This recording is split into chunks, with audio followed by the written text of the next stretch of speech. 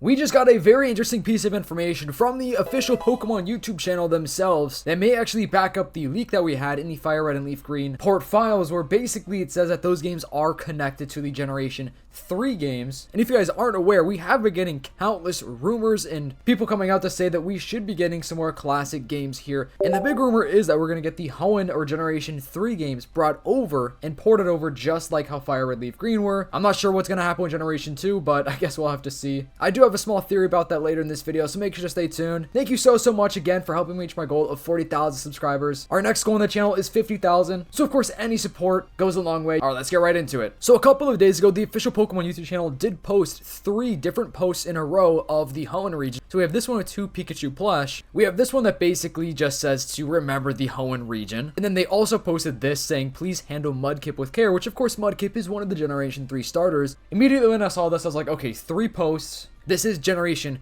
3, and there also are 3 Generation 3 games, being Ruby, Sapphire, and of course Emerald being the upper version. And those posts were made about 8-9 days ago. What's funny is an hour ago, they also just posted rediscover the radiance of the Hoenn, Kalos, and the Paldea regions in the Pokemon TCG, which I know is TCG related, but the very weird thing about this is that they said Kalos, Paldea, which are the 2 most recent regions we have been to, excluding, you know, Fire Red, Leaf Green, or Pokopia, of course. Kalos being Legend ZA, and then Paldea, of course, being Scarlet and Violet, and then Hoenn. Why is Hoenn even a part of this? And now going back to this post with the Pikachu plush that are based on the protagonists of the Generation 3 games, it is very interesting. I mean, dude, these are awesome. I want one of these so bad. I love these special edition Pikachu plush. It's so sick, but it is out of the blue. And of course it is a 30th anniversary. A lot of people are saying it's pretty lackluster, like they are paying homage to a lot of regions, but I feel like it's very obvious in plain sight that they are giving the most love to the Hoenn region. Generation 3 specifically, there have been teases all over the place. And of course, if we did get Generation 3 games ported over with Ruby, Sapphire, and Emerald, I think this would be extremely popular, and Emerald is definitely the most popular out of the 3. It's the most popular Generation 3 game. Of course, you know, excluding the remakes. I'm just talking about the original games here. So in my head, I'm wondering if they would drop all 3 in one go, or if they would do separate drops from Sapphire and Ruby, and then do Emerald a couple months later, so that way people can enjoy both sides of things. But like I said, this is where it gets very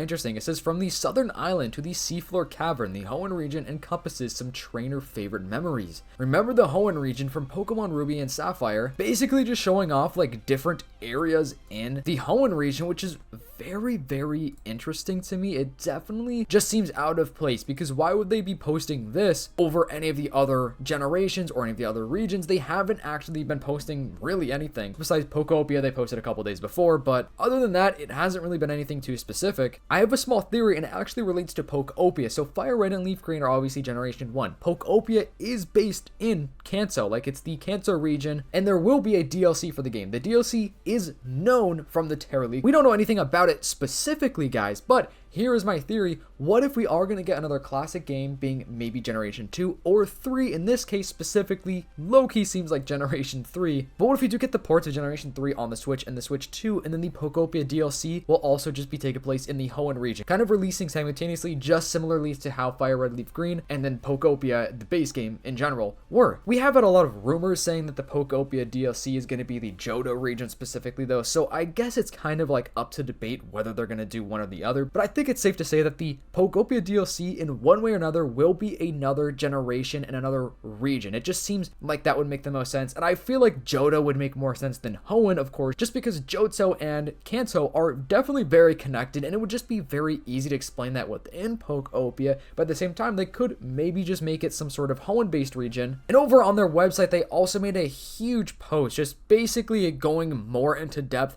about the Hoenn region, about some of the areas. That is actually awesome, by the way. I love this picture so much. Showing off some of the manga, they're just showing off a lot of Generation 3. And like I said, it is the 30th anniversary right now. Oh my gosh.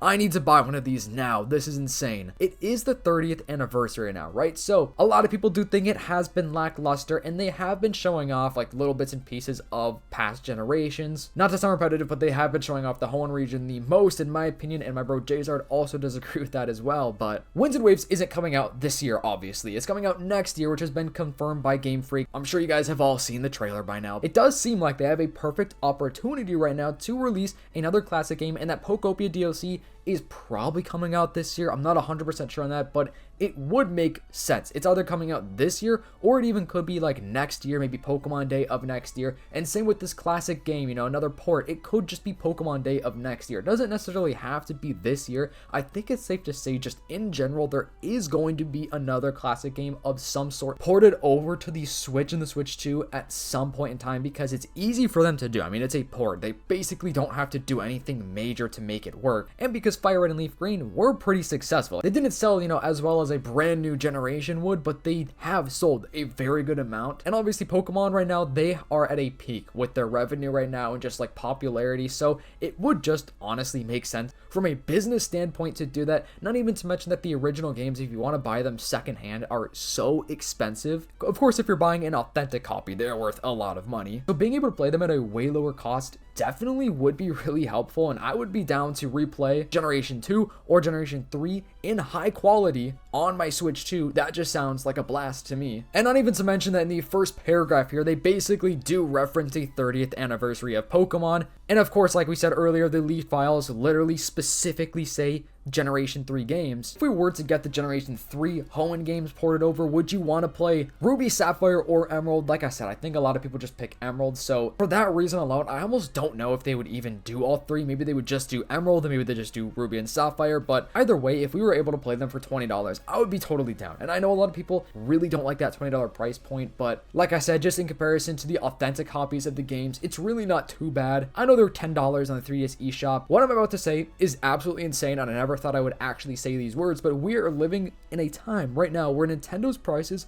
aren't even bad in comparison to the market, because we see all these other handheld consoles going up by hundreds of dollars. We see other at-home consoles like PlayStation, Xbox raising their prices a lot. Video game prices are going crazy right now. So honestly, Nintendo raising the Switch 2 cost just by $50 is not terrible. It's really not that bad. I mean, in general, I know it's still a lot of money, and it really is unfortunate that we are living in a time where things are so expensive, but in comparison to the market, they're actually kind of undermining a little bit. So for $20, I would be okay to play one of the best generations of Pokemon again. And yesterday we actually had a Nintendo Direct. I'm actually recording this before that, so I'm recording this on Monday. So throughout this video, at any point, if I ever said anything about a potential thing that could happen in this Direct, let me know what happened. I mean, I'll probably know, but still, let me know what happened. And just because we did have that Direct doesn't mean we can't have other announcements in the future. Like, this doesn't completely cancel out a Pokemon Presents happening this year, or even another Direct later this year, which I'm not sure about that. This could be the only Direct of the entire year, which is interesting. I don't really know what Nintendo are doing. Nintendo are doing some crazy